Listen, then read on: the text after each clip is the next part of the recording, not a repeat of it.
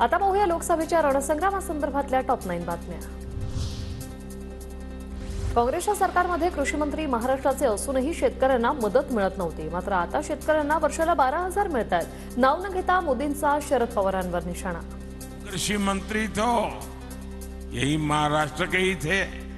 पहले एक पैसा भी मिलता था क्या?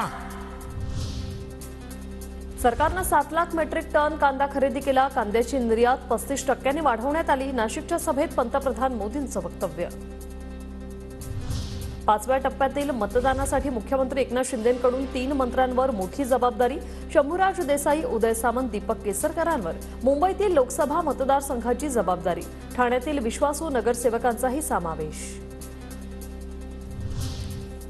छत्रपती शिवाजी महाराजांचा अवमान होईल अशी कोणतीही गोष्ट मनातही येऊ शकत नाही। यापुढे काळजी घेऊ। मोदींना जिरेटोप घालण्यावरून झालेल्या वादानंतर प्रफुल्ल पटेल यांचं ट्विट। अजित पवार आमच्या सोबत आल्यावर सुरुवातीला आमचा मतदार नाराज होता, पण अजितदादांच्या वर्तनामुळे मतदारांचं मन बदललं। फडणवीसांचं वक्तव्य।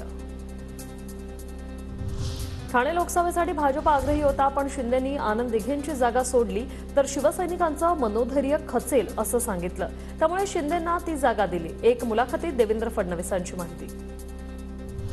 पुण्यात लोकसभा निवडणुकीच्या निकालापूर्वीच महाविकास आघाडी उमेदवारांचे अभिनंदनाचे बॅनर्स। सुप्रिया सुळे, रवींद्र धंगेकर आणि अमोल कोल्हे यांचा बॅनरवर खासदार असा उल्लेख।